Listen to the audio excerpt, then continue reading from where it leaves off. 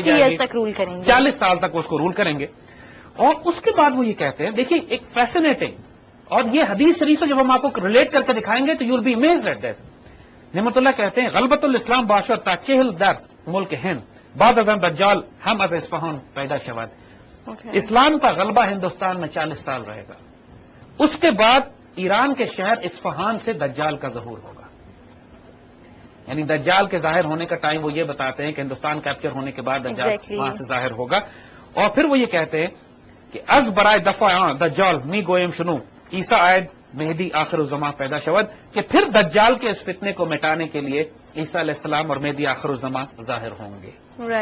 یعنی یہاں پر ہم رک جائیں گے, ہم اس سے آگے نہیں جائیں گے, کیونکہ نعمت اللہ اس کے بعد بتاتے ہیں بڑے بڑے کانفلکٹ ہوں گے, کیونکہ حدیث شریف میں آتا ہے کہ عیسیٰ علیہ السلام کے آنے کے بعد بڑے بڑے آرماگیڈن اور بڑے بڑے کانفلکٹ ہوں گے, لیکن ہم اس پہ نہیں جا رہے, ہم رک رہے ہیں اس وقت اس پوائنٹ پہ کہ جو انڈیا کیپچر کرنے کی بات ہے. اب یہ دیکھیے نعمت اللہ کے مطابق انڈیا کیپچر کیا جائے گا, ہندوستان ماشاءاللہ پورا پاکستان بنے گا, اس پورے خطے پر مسلمانوں کی حکومت قائم ہوگی, اور پھر یہ فوج جب دیکھیے اس کے بعد دجال ظاہر ہونے کی بات کر رہے ہیں, اس کے بعد مہدی کے آنے کی بات کر رہے ہیں, اس کے بعد عیسیٰ علیہ السلام کی بات ہو رہی ہے, تو کامن سینس بھی کہتی ہے کہ جو مسلمان فوج ہے پھر یہ پلٹے گی اور عیسیٰ علیہ السلام کے ساتھ جا کے دجال کے خلاف جنگ کرے گی. This is exactly what he saying. اب آئیے, اور اس کے بعد نعمت اللہ کہتے ہیں کہ اے نعمت اللہ خاموش باش نعمت اللہ اسرار حق مکن فاش, اے نعمت اللہ خاموش ہو جاؤ, اللہ کے راز مت کھولو. اپنے آپ کو انہوں نے چھوٹی سی کہ ساری باتیں تو کھول چکے ہو, اب چپ ہو جاؤ. یہاں پہ نعمت اللہ کو ہم کنکلوڈ کرتے ہیں, لیکن اس کو ہم سپورٹ کس طرح کریں گے احادیث شریف سے. یہاں پر غیر معمولی احادیث مبارکہ ہیں کہ جو احادیث کی وہ کتابیں کہ جو غزوہ ہند سے متعلق ہیں, جو آخری دور سے متعلق ہیں, مختلف کتابوں میں مختلف احادیث روایت کی گئی ہیں. ہم چند احادیث یہاں کو, یہ بہت دلچسپی کا باعث ہوں گی سب کے لیے کہ اب آپ یہ دیکھ لیجیے کہ نعمت اللہ نئی باتیں کیا کہیں. بالکل, آپ ایگزیکٹلی دیکھیے کہ احادیث مبارکہ میں کیا آتا ہے.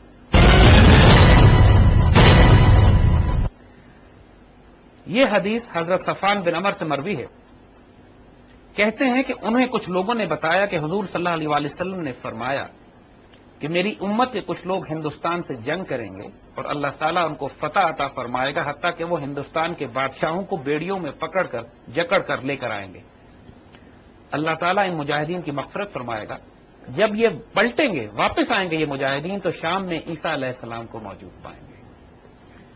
اب دیکھیے یہ بات بالکل کلیئر ہے کہ اس میں انہوں نے وقت کا تعین نہیں کیا ہے, ہندوستان کیپچر ہونے کے کتنے سال کے بعد ہوں گے, لیکن واقعی کا سیکوینس ایگزیکٹلی وہی ہے. بالکل سیکوینس وہی ہے کہ پہلے ہندوستان کیپچر کیا جائے گا, پھر یہ لوگ یہاں ٹھہریں گے, اس کے بعد کچھ عرصے کے بعد یہ عیسیٰ علیہ السلام کی مدد کے لیے فلسطین جائیں گے یا دجال ظہور ہوگا. اس کو مور ڈیٹیل میں یہاں پر ایگزیکٹلی وہی بات ہے جو نعمت اللہ شاہ ولی فرما رہے ہیں. ایک اور حدیث ہے, یہ جو حضرت نعیم بن حماد نے اپنی کتاب الفتن میں روایت کیا ہے, اور یہ حضرت ابو ہریرہ رضی اللہ تعالیٰ عنہ سے روایت ہے. فرماتے ہیں حضرت ابو ہریرہ سے روایت ہے کہ حضور نے فرمایا کہ تمہارا ایک لشکر ہندوستان سے جنگ کرے گا, اللہ ان مجاہدین کو فتح عطا فرمائے گا, حتیٰ کہ مجاہدین اس ہند کے بادشاہوں کو بیڑیوں میں جکڑ کر لے کر آئیں گے. یہ بالکل ذکر بیڑیوں کا بھی ذکر انہوں نے کیا تھا. اللہ تعالیٰ اس جہاد عظیم کی برکت سے مجاہدین کی مغفرت فرمائے گا. پھر جب وہ مسلمان واپس پلٹیں گے تو عیسیٰ علیہ السلام کو شام میں پائیں گے, یعنی دجال کا ظہور ہو چکا ہوگا. وہ ایگزیکٹلی وہی سیکوینس ہے. حضرت ابو ہریرہ نے فرمایا کہ اگر میں نے وہ غزوہ پایا تو اپنا نیا اور پرانا سب مال بیچ دوں گا اور اس میں شرکت کروں گا. جب اللہ تعالیٰ نے ہمیں فتح عطا فرما دی اور ہم واپس پلٹے تو میں ابو ہریرہ آزاد ہوں گا, جو ملک شام میں اس شان سے آئے گا کہ وہاں عیسیٰ ابن مریم کو پائے گا.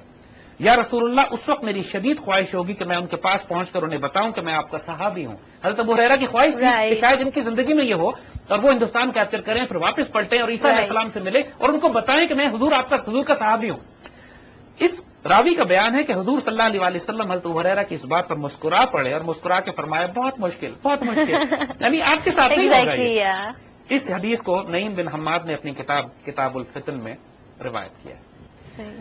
حضرت صوبان سے روایت ہے, حضور نے فرمایا کہ میری امت میں 2 ایسے گروہ ہوں گے جنہیں اللہ نے محفوظ کر دیا جہنم کی آگ سے. ایک گروہ جو ہندوستان پر چڑھائی کرے گا, دوسرا وہ جو عیسیٰ علیہ السلام کے ساتھ ہوگا, عیسی ابن مریم کے ساتھ ہوگا.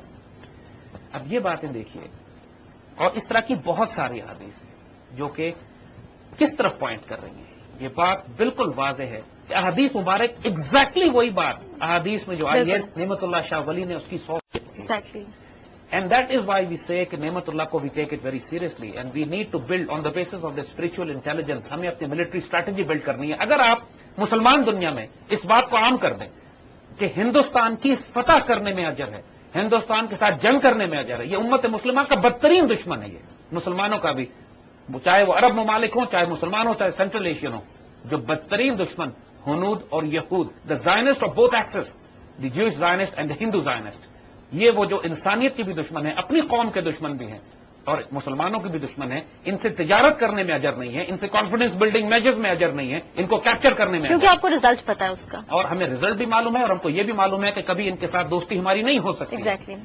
اس سارے راز کے لیے, اس سارے کھیل کے لیے اللہ تعالیٰ نے جس ملک کو سینٹر آف گریوٹی کے طور پر بنایا وہ پاکستان ہے, نو ڈاؤٹ. اب یہ بات جو ہم کر رہے ہیں وہ صرف ہم نعمت اللہ شاہ ولی کے حوالے سے نہیں کر رہے, یعنی ہم اب کچھ بزرگوں کے حوالے سے بات کریں گے جو آج کل کے کنٹمپرری ہیں, ہمارے آس پاس کے ایسے اسٹیبلش اور ایسے لوگ ہیں کہ جن کی کریڈیبلٹی ڈاؤٹ نہیں کی جا سکتی, جو اللہ کے ولی ہیں, جن کے ماشاءاللہ آج بھی پاکستان میں جن کا بے انتہا فیض جاری ہے, جو وقت کے اولیاء ہیں مختلف ڈیوٹیوں پہ, مختلف جگہوں پہ, لیکن سب کے سب اس روحانی دنیا سے کنیکٹڈ, اللہ کے رازوں میں صرف راز جاننے والے, اللہ خود وہ بندے جو خودی کے ترجمہ بھی ہیں, خدا کے رازدار بھی ہیں, وہ لوگ جو اللہ کی طرف سے مختلف ڈیوٹیز پہ معمور کیے جاتے ہیں اس روحانی نظام کو چلانے کے لیے, ان بندوں میں ایک بہت ہی نیک مبارک وجود صوفی برکت علی صاحب کا ہے. رائٹ. ان کی یہ کتاب بھی ابھی لیٹسٹ شائع ہوئی ہے, محب پاکستان کے نام سے, یعنی لور آف پاکستان, پاکستان سے پیار کرنے والے. محب پاکستان. صوفی برکت علی صاحب فیصل آباد کے پاس سمندری روڈ پہ دارالاحسان کے نام سے آپ کا ایک مقام ہے, وہیں پہ آپ کا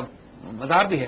صحیح. اور جو فیض آپ کا پاکستان ابھی 91-92 میں انتقال کیا, ابھی لیتے ہیں. Right right right. اور اتنا خوبصورت فیض ان کا پھیلا, اور ان کے بارے میں تو دشمن بھی کہتے ہیں, ان کے مخالفت کرنے والے بھی کہ اللہ کے ولی فقیر درویش. صوفی برکت علی صاحب کے ہم الفاظ آپ کو سناتے ہیں جو اس کتاب میں انہوں نے کوٹ کیے ہیں, اور ان کے تمام جو ان سے وابستہ افراد ہیں وہ جانتے ہیں اس بات کو.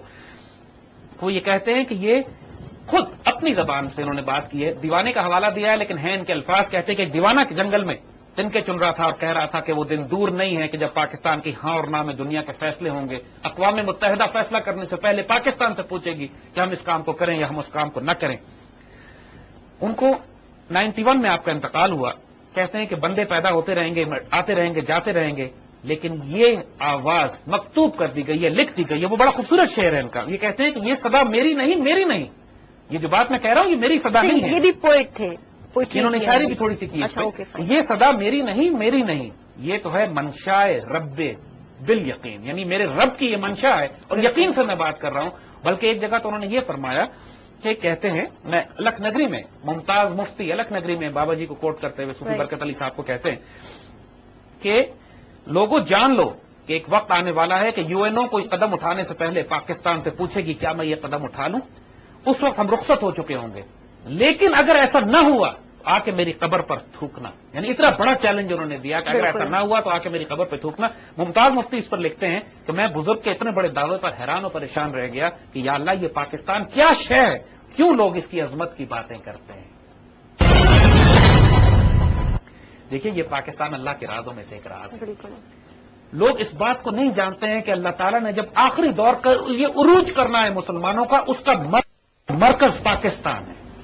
یہ 27 رمضان المبارک کو بننے والا یہ ملک جس کے نام کا مطلب مدینہ طیبہ ہے, پاکستان کا مطلب جو مدینہ طیبہ ہے, جو مدینہ طیبہ ثانی ہے, جو 40-50 لاکھ شہداء کے سائے میں بنا ہے, جو اللہ تعالیٰ کے خاص کرم سے قائم کیا گیا, خاص کرم سے قائم رکھا گیا. اس کے پیچھے ایک بہت بڑا مقصد ہے. اتنی بڑی روحانی دنیا اس ملک کی حفاظت کرنے کے لیے متعین کی گئی ہے. جو فیصلے کر دیے گئے, اب صرف یہ ہو رہا ہے کہ کون خوش نصیب ہوگا, کون بد نصیب ہوگا, کون اس ملک کو نقصان پہنچائے گا. خشفاق احمد صاحب اس کی مثال صالح علیہ السلام کی اونٹنی سے دیتے ہیں. فرماتے ہیں کہ جس طرح صالح علیہ السلام کی اونٹنی معجزے سے بنی تھی, نشانی کے طور پر قائم کی گئی تھی, اور جس نے اس اونٹنی کو نقصان پہنچایا اس قوم کو ہی تباہ کر دیا گیا, اور جس نے اس اونٹنی کی عزت کی اللہ نے اس کی حفاظت کی اور اس کو بچا کے رکھا. پاکستان صالح علیہ السلام کی اونٹنی کی طرح. یہ خوبصورت مثال دی انہوں نے.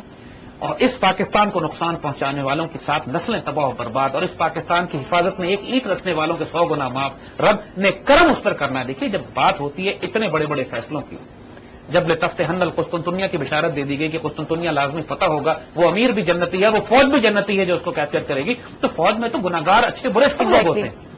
لیکن اس جنگ میں، اس موقع پہ، اس جہاد میں شریک ہونے کی وجہ سے سارے گناہ مغفرت اللہ تعالیٰ کی طرف سے، کہ مشن بہت بڑا ہے۔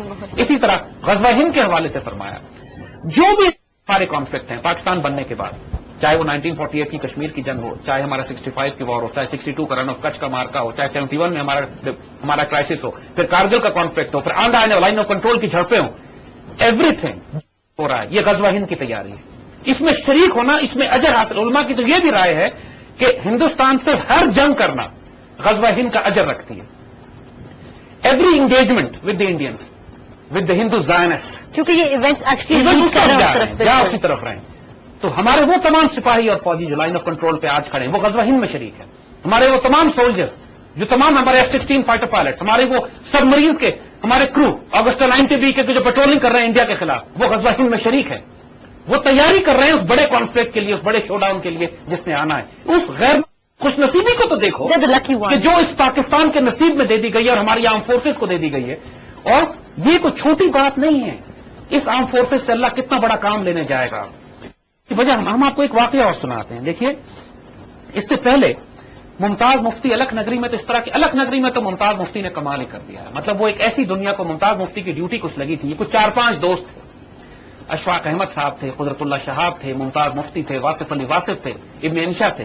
صحیح۔ اس میں ابن انشا تو چپ رہے، وہ تو انشا جی اٹھو اب کچھ کرو، اس شہر میں جی کو لگانا کیا پہ، انہوں نے اپنا آپ کو چھپا گئے، بالکل تھے بڑے ہوشیار لیکن چھپا گئے۔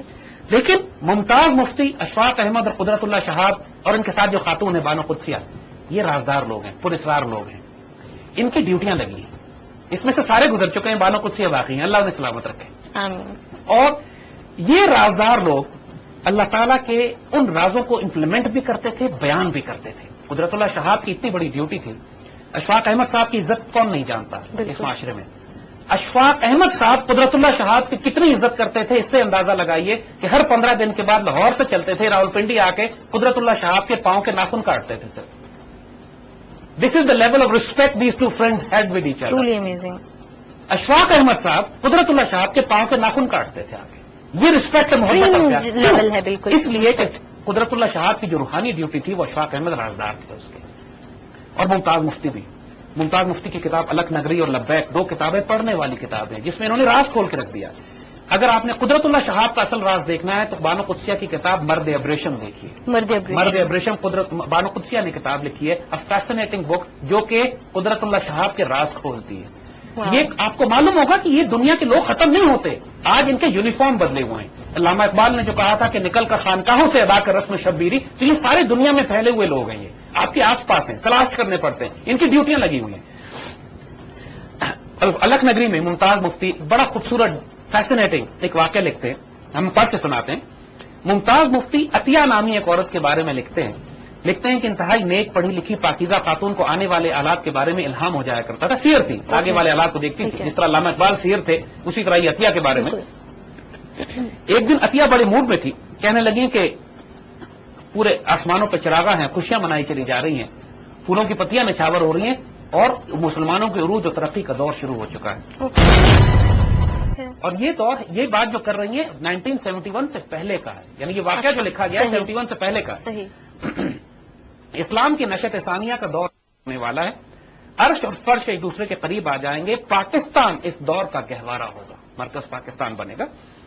عطیہ کہتی ہیں کہ میں دیکھ رہی ہوں کہ صدر پاکستان کی کرسی خالی پڑی ہے اور وہاں ایک کالا جھنڈا لگا ہوا ہے، جو شخص اس کی جگہ لے گا وہ بہت سخت گیر آدمی ہوگا، اس کی داڑھی ہے، آنکھیں سبز ہیں، میں دیکھ رہی ہوں کہ خونی جنگ ہوگی، ایسٹ پاکستان ہمارے ہاتھ سے نکل جائے گا، کشمیر ہمیں مل جائے گا، پاکستان کے علاقے میں وسعت ہوگی، ہم دہلی پر قابض ہو جائیں گے۔ پھر عطیہ کہتی ہیں کہ نشت ثانیہ کی بات